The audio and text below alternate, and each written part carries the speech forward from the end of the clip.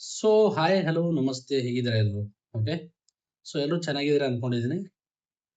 So ಸುಮಾರು phone call ಬರುತ್ತೆ ನಮಗೆ. ಯಾವ ರೀತಿ ಅಂದ್ರೆ ಸರ್ ನಂದು ಇಷ್ಟು ಲಾಸ್ ಆಗಿದೆ ಅಷ್ಟು ಲಾಸ್ ಆಗಿದೆ ಅಂತ.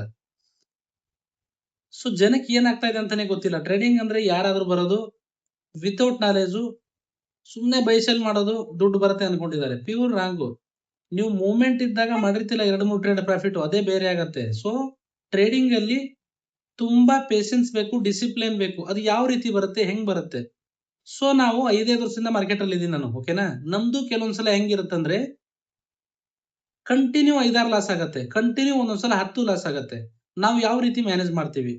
ಸೊ ತುಂಬಾ ಜನ ಏನ್ ಮಾಡ್ತಾರಂದ್ರೆ 2,000 ಹಾಕೋದು, 0.02 ಲಾಟು, 0.05 ಅಂದ್ರೆ ಬಂದ್ರೆ ಜಾಸ್ತಿ ಬರುತ್ತೆ 10,000, ಹೋದ್ರೆ ಎಲ್ಲ ಹೋಗ್ಬಿಡುತ್ತೆ. ಸೊ ಮಾರ್ಕೆಟ್ ಅಲ್ಲಿ ಈ ರೀತಿ ನಡೆಯಲ್ಲ. ಓಕೆನಾ? ತುಂಬಾ ಜನರು ಇದನ್ನೇ ಫಾಲೋ ಮಾಡ್ತಿದ್ದಾರೆ.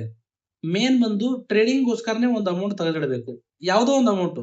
ಇವಾಗ ತುಂಬಾ ಜನ ಫೋನ್ ಮಾಡಿದಾಗ ನಂಗೆ, ನೀವು 10 ರಿಗೆ ಹೋಗರ್ದ್ರು ಏನು ಮಾಡಕ್ಕಾಗಲ್ಲ ಟ್ರೇಡಿಂಗ್ ಅಲ್ಲಿ. ಯಾಕಂದ್ರೆ ನಿಮ್ಮ ಹತ್ರ ನಾಲೆಜ್ ಇದ್ರೇನೆ ದುಡ್ಡು ಬರುತ್ತೆ. ಸೊ ನೀವು ಮಾಡಿರೋ ಮಿಸ್ಟೇಕ್ ಅನ್ನ ಕಂಡು ಹಿಡಿದೇ ಇದ್ರೆ ದುಡ್ಡು ಹೆಂಗ್ ಬರುತ್ತೆ? ಎವ್ರಿ ಟೈಮ್ ಬರೋದು 50,000 ಆಡ್ ಮಾಡೋದು, ಲಾಸ್ ಮಾಡ್ಕೊಳೋದು. ಪೇಷನ್ಸ್ ತುಂಬಾ ಇಂಪಾರ್ಟೆಂಟು ಮಾರ್ಕೆಟ್ ಅಲ್ಲಿ. ಒಂದೇ ದಿನದಲ್ಲಿ ಏನೂ ಆಗಲ್ಲ. ಓಕೆನಾ?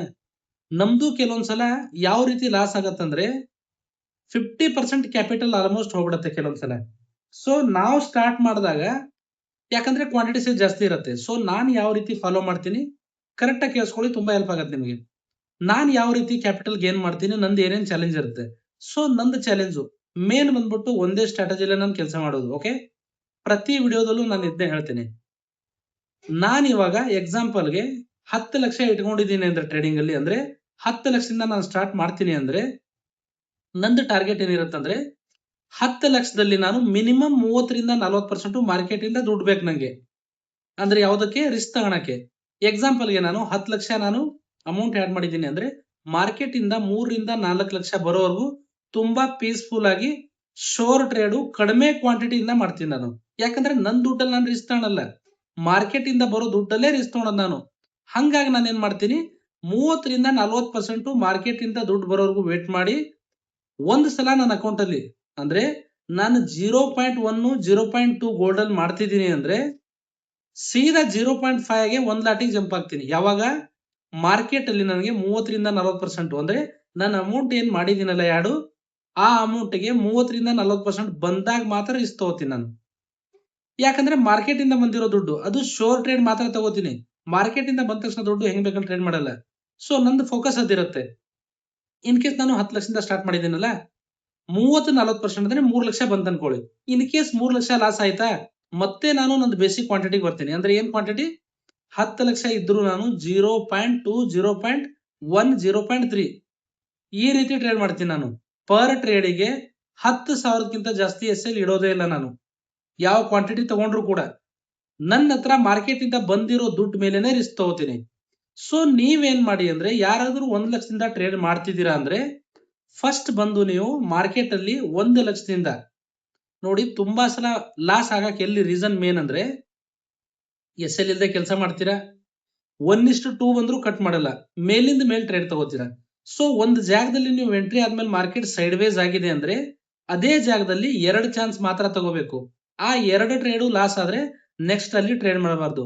ಒಂದು ಮೇಲ್ಗಡೆಗೆ ಇಲ್ಲ ಕೆಳಗಡೆಗೆ ಸ್ಟ್ರಾಂಗ್ ಲೆವೆಲ್ ಬ್ರೇಕ್ ಆದಾಗಲೇ ಟ್ರೇಡ್ ಮಾಡ್ಬೇಕು. ಅಲ್ಲಿವರೆಗೂ ಟ್ರೇಡ್ ಮಾಡಬಾರ್ದು.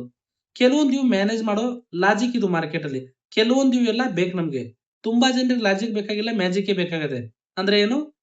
0.1 ಲಾಟ್ ಹಾಕಿ ನಾವು 20-30 ಸಾವಿರದಲ್ಲಿ ಬಿಟ್ಬಿಡೋದು. ಹೋದ್ರೆ ಎಲ್ಲ ಹೋಗುತ್ತೆ, ಬಂದ್ರೆ 30-40 ಸಾವಿರ, 50,000, 1 ಲಕ್ಷ ಬರುತ್ತೆ. ಸೊ ಇದು ತುಂಬಾ ದಿನ ಮಾರ್ಕೆಟ್ ಅಲ್ಲಿ ಇರಲ್ಲ. ಸೊ ನಿಮ್ದು ಏನ್ ಲೋನ್ ಎತ್ತಿದ್ರೆ ಕಮೆಂಟ್ ಮಾಡಿದ್ರೆ ಮಾರ್ಕೆಟ್ ಯಾವುದು ಕೇಳಲ್ಲ ಇದು. ನಾನ್ ನಿಮಗೆ ಹೆಲ್ಪ್ ಆಗ್ಲಿ ಅಂತ ತುಂಬಾ ಜನರಿಗೆ, ಓಕೆ, ನನ್ನ ಸ್ಟೂಡೆಂಟ್ ಯಾರಿದ್ದಾರೆ ಜಾಯ್ನ್ ಆಗಿದ್ದಾರೆ ಅವರಿಗೆ ರಾತ್ರಿ 1 ಅವರ್ ಥಿಯರಿ ಕ್ಲಾಸ್. ಇವಾಗ ಹೊಸ ಬ್ಯಾಚ್ ಸ್ಟಾರ್ಟ್ ಮಾಡ್ತೀನಿಲ್ಲ, 8 ರಿಂದ 9 ಗಂಟೆ 1 ಅವರ್ ಕ್ಲಾಸ್ ಇರುತ್ತೆ. ಅದಾದ್ಮೇಲೆ ರಾತ್ರಿ 10 ರಿಂದ 11 ಲೈವ್ ಟ್ರೇಡಿಂಗ್ ಕ್ಲಾಸ್ ಇರುತ್ತೆ. ಇವು ಎರಡೂ ಕ್ಲಾಸು ನಾನ್ ತಗೋತೀನಿ. ಓಕೆ.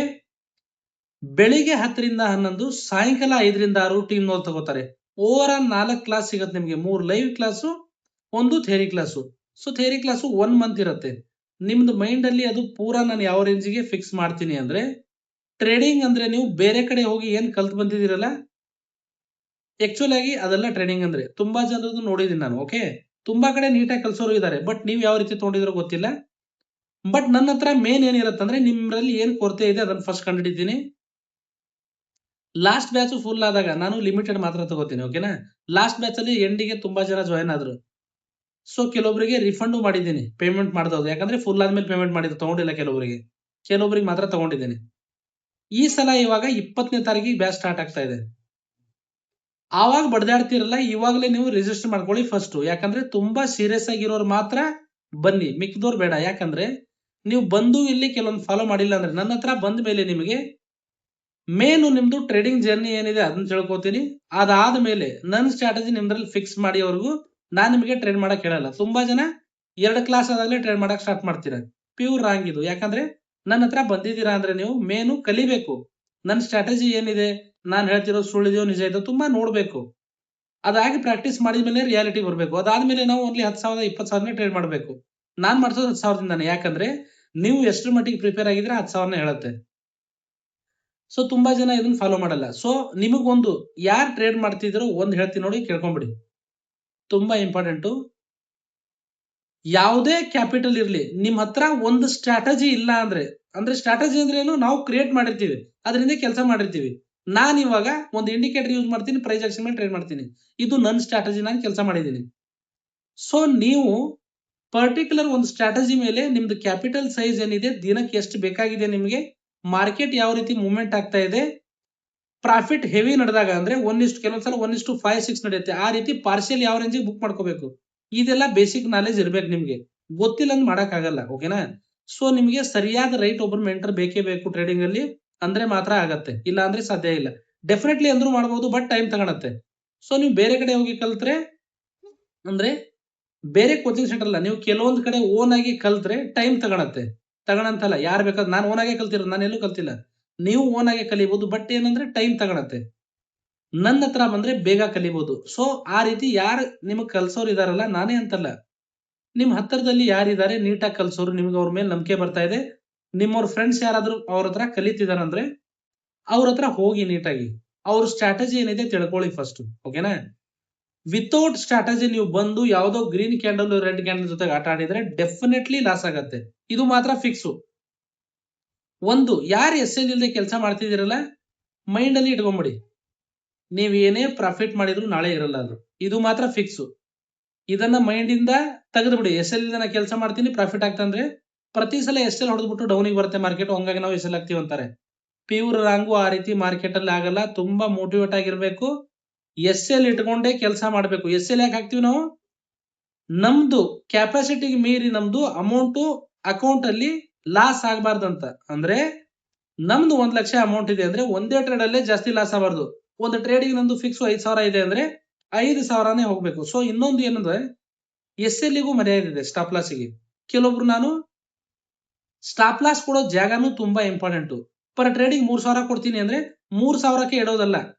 ಮಾರ್ಕೆಟ್ ಅಲ್ಲಿ ಏನ್ ಸೆಂಟಿಮೆಂಟ್ ನಡೀತಾ ಇದೆ, ಯಾವ ಸೈಡ್ ನೀವು ಟ್ರೇಡ್ ಮಾಡ್ತಿದ್ದೀರಾ, ಬೈ ಮಾಡ್ತಿದ್ದೀರೋ ಸೆಲ್ ಮಾಡ್ತಿದ್ದೀರೋ, ಮೇನ್ ಜಾಗ ಪ್ರತಿ ಸಲ ಬೈಯಿಂಗ್ ಎಲ್ಲಿಂದ ಬಂದಿದೆ, ಸೆಲ್ಲಿಂಗ್ ಎಲ್ಲಿಂದ ಬಂದಿದೆ, ಅದು ಎಲ್ಲಾನು ಅಬ್ಸರ್ವ್ ಮಾಡಿ ಇಡ್ಬೇಕು ನಾವು ಎಲ್ ನ. ಎಲ್ಲಿ ಬೇಕಲ್ಲಿ ಎಲ್ ಇಟ್ರು ಮಾಡಕ್ ಆಗಲ್ಲ ನೀವು. ಸೊ ಫೋಕಸ್ ಆಗಿರಿ. ನಿಮಗ್ ಒಂದ್ ಮಾತು ಏನ್ ಹೇಳೋದಂದ್ರೆ, ನಾನು 1 ಲಕ್ಷ ಟ್ರೇಡ್ ಮಾಡ್ತಿದ್ದಾರೆ ಮಾರ್ಕೆಟ್ ಅಲ್ಲಿ ಒಂದು ಸ್ಟ್ರಾಟಜಿಯಲ್ಲಿ ಕೆಲಸ ಮಾಡಿದ್ರೆ ಡೆಫಿನೆಟ್ಲಿ ಲಾಸ್ ಆಗುತ್ತೆ. ಒಂದು ಸ್ಟ್ರಾಟಜಿ ಇಟ್ಕೊಳ್ರಿ, ಯಾವ್ದಾರ ಒಂದು ಸ್ಟ್ರಾಟಜಿ. 108 ಇಂಡಿಕೇಟರ್ ಹಾಕಣಕ್ ಹೋಗ್ಬೇಡಿ. ಪ್ರೈಸ್ ಆಕ್ಷನ್ ಮುಂದೆ ಯಾವ್ದು ಇಂಡಿಕೇಟರ್ ಅಲ್ಲ.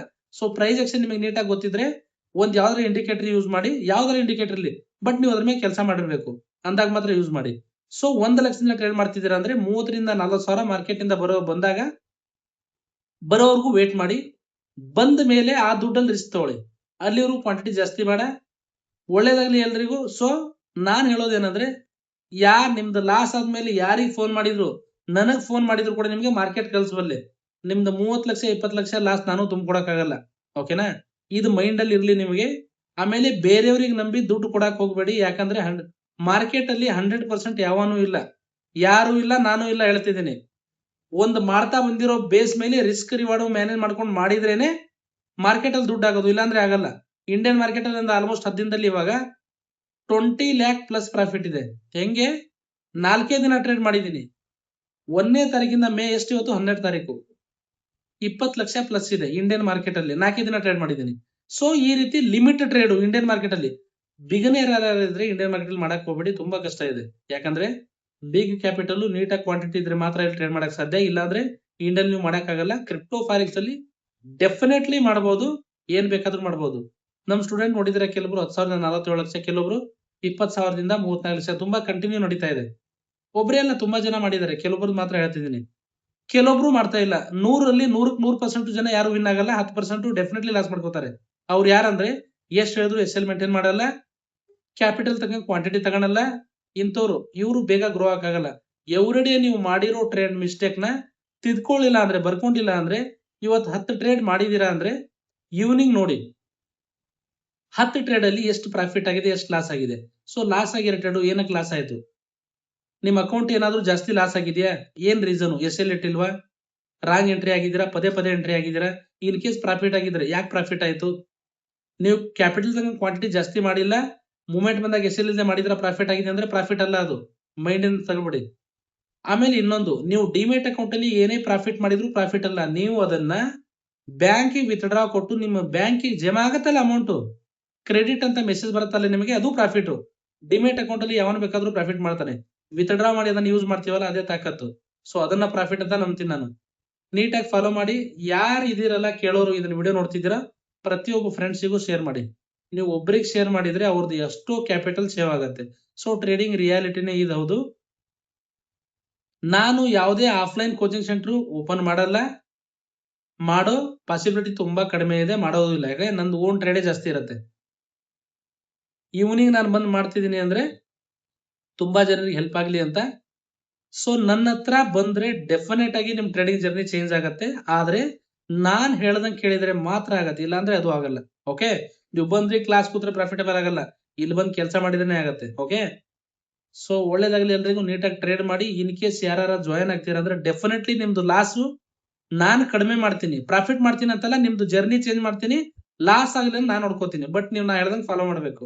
ಓಕೆ, ಲೈಫ್ ಚೇಂಜ್ ಮಾಡ್ಕೊಳ್ಳೋದು ಮೈಂಡ್ ಅಲ್ಲಿ ಇದ್ರೆ ಡೆಫಿನೆಟ್ಲಿ ಬನ್ನಿ, ನಾನ್ ಕಲಿಸ್ತೀನಿ. ಇಲ್ಲಾಂದ್ರೆ ನನಗಿಂತ ಚಂದಾಗಿ ಕಲ್ಸೋರು ಯಾರ ಇದ್ರೆ ಅವ್ರ ಹತ್ರ ಹೋಗಿ, ಬಟ್ ಕಲ್ತ್ ಬಿಟ್ಟು ಟ್ರೇಡ್ ಮಾಡಿ, ಇಲ್ಲಾಂದ್ರೆ ಲಾಸ್ ಮಾಡ್ಕೋತೀರಾ. ಪ್ರತಿ ಒಂದೊಂದು ರೂಪಾಯಿನೂ ತುಂಬಾ ಇಂಪಾರ್ಟೆಂಟು. ಪ್ಯೂರ್ ಬೇಸ್ ಫ್ಯಾಮಿಲಿಯಿಂದ ಇರ್ತೀರಾ, ಕೆಲವೊಬ್ರು 10,000ನೇ 10 ಲಕ್ಷಕ್ಕೆ ರೇಂಜಿಗೆ ಇರುತ್ತೆ ಮನೇಲಿ. ಆ 10,000ದಿಂದ ನಿಮ್ದು ಮನೆ 2-3 ತಿಂಗಳು ರೇಷನ್ ಆಗತ್ತೆ. ಒಂದು ಸಲ ನೀವು ಗ್ಯಾಂಬ್ಲಿಂಗ್ ತರ ಮಾಡಿರ್ತೀರಲ್ಲ ಟ್ರೇಡ್ ನ, ನೆನಪು ಮಾಡ್ಕೊಳ್ಳಿ. ಆ 10,000 5,000 ಇದ್ರೆ ನಿಮ್ಗೆ ಫ್ಯಾಮಿಲಿಗೆ ಎಷ್ಟು ಹೆಲ್ಪ್ ಆಗತ್ತೆ ಅಂತ ಹೇಳಿ. ಓಕೆ, ಬ್ಲೈಂಡ್ ಆಗಿ ಮಾಡಕ್ ಹೋಗ್ಬೇಡಿ. ಎಲ್ರಿಗೂ ಒಳ್ಳೇದಾಗಲಿ, ದೇವ್ರ ಹತ್ರ ನಾನು ಅದೇ ಕೇಳ್ಕೊಳೋದು ಯಾವಾಗ್ಲೂ. ಎಲ್ರಿಗೂ ಒಳ್ಳೇದಾಗಬೇಕು, ನೀಟಾಗಿ ಟ್ರೇಡ್ ಮಾಡಿ. ಓಕೆ, ಲಾಸ್ ಮಾಡ್ಕೊಳಕ್ ಹೋಗ್ಬೇಡಿ. ಯಾರಾದ್ರೂ ಜಾಯಿನ್ ಆಗ್ತೀರಾ ಅಂದ್ರೆ ಡೆಫಿನೆಟ್ಲಿ ನಂದು 20ನೇ ತಾರೀಕಿಂದ ಬ್ಯಾಚ್ ಸ್ಟಾರ್ಟ್ ಆಗ್ತಾ ಇದೆ. ಯಾರ್ಯಾರು ನೋಡ್ತಿದ್ದೀರೋ, ಯಾರಿಗೆ ತುಂಬಾ ಕಡೆ ಕಲ್ತಿದೀವಿ, ಇದೇನು ಇದೇ ತರಾನೇ ಇವರು ಹಂಗೆ ಹೇಳ್ತಾರೆ, ಇಲ್ಲ ನಂದು ಬೇರೆನೆ ಇರುತ್ತೆ. ಓಕೆ, ನಾನ್ ನೀಟಾಗಿ ಹೇಳ್ತಾ ಇದ್ದೀನಿ, ಕೇಳಿಸ್ಕೊಳ್ಳಿ. ನಂದು ಬೇರೆ ಲೆವೆಲ್ಗೆ ಇರುತ್ತೆ ಕಲ್ಸೋದು, ಎಲ್ಲ ತರ ಅಲ್ಲ ನಾನು. ನೀವು ಜಾಯಿನ್ ಆದಾಗಲೇ ಗೊತ್ತಾಗುತ್ತೆ. ತುಂಬಾ ಜನರಿಗೆ ಆಲ್ರೆಡಿ ಹೇಳಿದ್ದೀನಿ. ಓಕೆ, 3 ಅವರು ಕಂಟಿನ್ಯೂ ಲೈವ್ ಟ್ರೇಡಿಂಗು ಯಾರ ಕರ್ನಾಟಕದಲ್ಲಿ ಮಾಡ್ತಾ ಇದ್ರೆ ನೋಡ್ಕೊಂಡ್ಬಿಡಿ ಹೋಗಿ. ನಾನಂತೂ ನೋಡಿಲ್ಲ, ನೋಡಿದ್ರೆ ಹೇಳಿ. ಡೆಫಿನೆಟ್ಲಿ ತುಂಬಾ ಒಳ್ಳೇದು. ಲೈವ್ ಮಾರ್ಕೆಟ್ ಅಲ್ಲಿ ಗೋಲ್ಡ್, ಬಿಟ್ಕಾಯಿನ್ ಹಿಂಗೆ ಮೂವ್ಮೆಂಟ್ ಆಗತ್ತೆ. ಇಲ್ಲೇ ತಗೋಬೇಕು ಅಂತ ಆಲ್ಮೋಸ್ಟ್ ತುಂಬಾ ಕಡಿಮೆ ಇದ್ದಾರೆ. ರಿಯಾಲಿಟಿ ನಿಮಗೂ ಗೊತ್ತು. ಅಂದ್ರೂ ಕೂಡ ಕೆಲವೊಬ್ರು ಕಮೆಂಟ್ ಮಾಡ್ತೀರಾ. ಸೊ ಹಂಗಾಗಿ ನಾನು ಕಮೆಂಟ್ ಆಫ್ ಮಾಡಿದ್ದೀನಿ, ನಂಗೆ ಡಿಫರೆನ್ಸ್ ಏನು ಬೀಳಲ್ಲ. ಒಳ್ಳೇದಾಗ್ಲಿ ಎಲ್ರಿಗೂ. ಓಕೆ, ಬಾಯ್ ಎವ್ರಿವನ್.